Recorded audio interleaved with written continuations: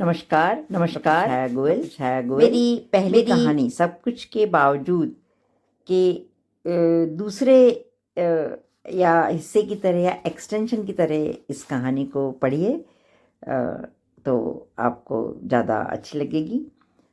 ये कहानी है एक बेहद खूबसूरत एहसास।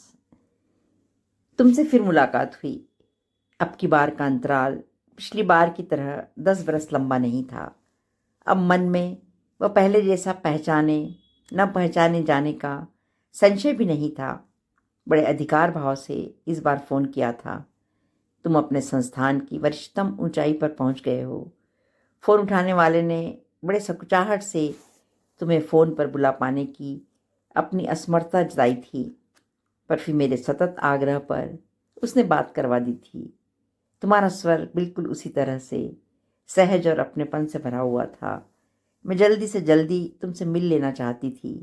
अब की बार लगा चाहे तुम स्वीकार न करो, पर मिलने की उत्कंठा तुम में भी कम नहीं थी। अपने सारे काम जैसे तैसे मैनेज कर आधे घंटे में ही तुम मेरे साथ थे। घंटों हम बातें करते रहे थे। कब दोपहर से शाम हो गई पता ही नहीं चला। तुम कल फिर आने का वादा कर लौट गए और मैं फिर उसी सोच में डूब गई। ये कैसा संबंध है?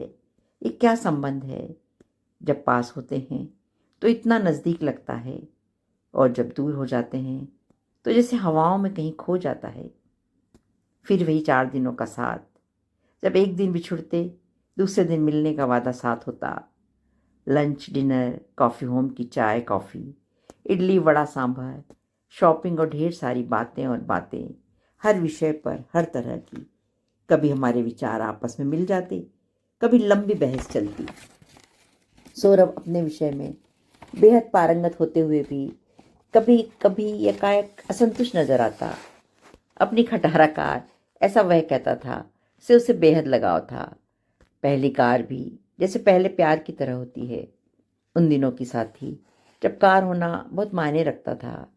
सुबह से शाम रात तक की भागदौड़ में साथ निभाने वाली। इतनी बड़ी बड़ी उपाधियों और ज्ञान के अगाध भंडार के बावजूद जिसे हम भौतिक दृष्टि से सफल व्यक्ति कह सके, शायद वह उस तरह से सफल व्यक्ति नहीं था। हो सकता है दूर पास के रिश्तेदार या परिवार के अन्य लोग उस पर यह जताते रहते हों, इस कारण या न जाने किस कारण। कभी कभी वह बहुत खिन्न उठता। मुझे उसकी यह मायूसी आहत करती। तुम इस तरह क्यों सोचते हो सौरभ? जो तुम्हारे पास है वह तो हर किसी के पास नहीं हो सकता। पैसे का क्या है? वह तो कोई भी कमा सकता है, किसी भी तरह कमा सकता है। वह बड़ी फीकी सी मुस्कुराहट के साथ मेरा हाथ थाम लेता, जैसे मुझे नहीं खुद को समझा रहा हो। तुम नहीं समझती वसुधा इन बड़े बड़े महानगरों का सच। हाँ, शायद वह ठीक हो, क्योंकि मैं एक छोटे से शहर से हूँ। यहाँ संबंधों की गहराई आपकी जेबों की गहराई से होती है। आपका स्टेटस आपकी कार के मॉडल और मेक से होता है। आपके मेहमान आपके घर की लोकेशन और सजावट तय करती है। मैं कहना चाहती, यह सब एक आम आदमी का सच हो सकता है सौरभ, पर तुम तो आम आदमी नहीं हो। तुम तो खास हो। खास लोगों की हर बात अलग होती है। उनका सच झूठ औरों के सच झूठ से अलग होना चाहिए। वह मुस्कुरा उठता। वह उसकी वह मुस्कुराहट और उसके चेहरे का वह संतोष बेहद अच्छा लगता। शायद मेरी बात ने कहीं उसे आश्वस्ति दी हो, या उसने सोचा हो मुझसे बहस करने से कोई फ़ायदा नहीं। मैं पूछना चाहती, क्या उसके लिए मेरे विचार उसके बारे में कोई मायने नहीं रखते?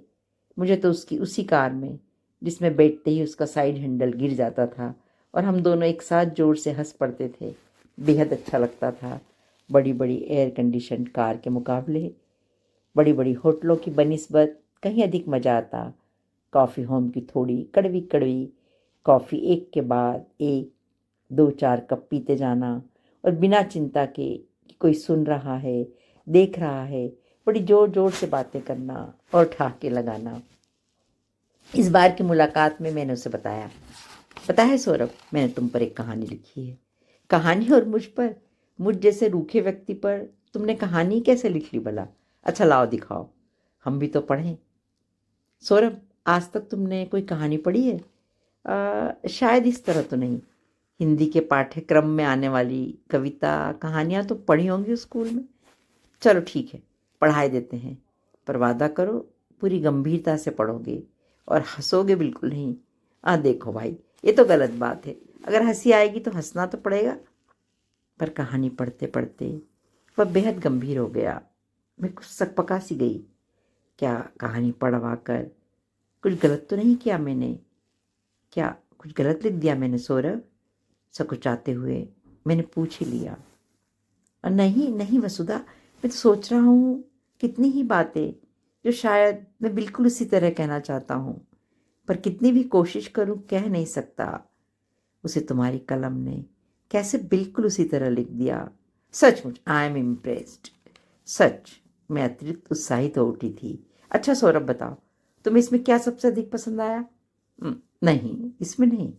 तुमने कभी पूछा नहीं, पर मैं बताऊं, मुझे तुम में क्या सबसे अच्छा लगता है? क्या? मैं बेहद असहज हो आई थी। तुम्हारा ही सपनों में जीना।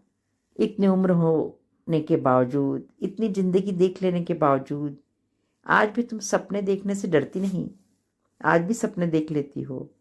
क्या तुम सचमुच नहीं जानती जीवन की वास्तविकता सपनों से कितनी अलग हुआ करती है? मैं तो आज जीवन के इस मोड़ पर मुड़कर देखूं तो दो समानांतर राहें जैसे एक साथ चलती दिखाई देती हैं। एक जिस पर चलना इंसान चाहता है और दूसरी जिस पर इंसान को नियति चलाती है। बचपन और किशोरावस्था के वे सपने जो उस समय जीवन का सबसे बड़ा सच लगते हैं, जीवन के इस मोड़ पर आते आते बहुत पीछे रह जाते हैं। जब आपका जवान होता बेटा आपसे यह पूछने लगता है कि इन बड़ी बड़ी डिग्रियों ने आपको क्या दिया, तो कभी कभी आप निरुत्तर हो जाते हैं। तो तुम कहना चाहते हो सौरभ, भौतिक सुख, भौतिक उपलब्धियां ही सब कुछ है? ये प्यार, मोहब्बत, भावनाएं, जज्बात कोई मायने नहीं रखते? जिंदगी में इनका कोई मोल नहीं? मैंने ऐसा कब कहा? मैं मानता हूँ प्यार, मोहब्बत, भावनाएं ये भी जिंदगी का अहम हिस्सा है, पर जिंदगी नहीं। जिंदगी तो वास्तविकता का वह ठोस धरातल है जिन पर कभी कभी ये कोमल चीज़ें टकरा जाएं तो अपना अस्तित्व खो बैठती हैं। पता नहीं कहाँ क्या हाथ हुआ था सौरभ जैसे व्यक्ति के अंदर। आखिर किस चीज़ को लेकर यह तलखी थी? पूछना चाह कर भी कभी पूछ नहीं पाई।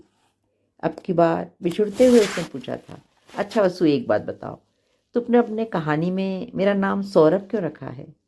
बस यूं ही, कुछ कहा नहीं गया मुझसे। बहुत कुछ था कहने को, पर इस समय मन ऐसा भरा भरा था कि कुछ भी कहा नहीं गया।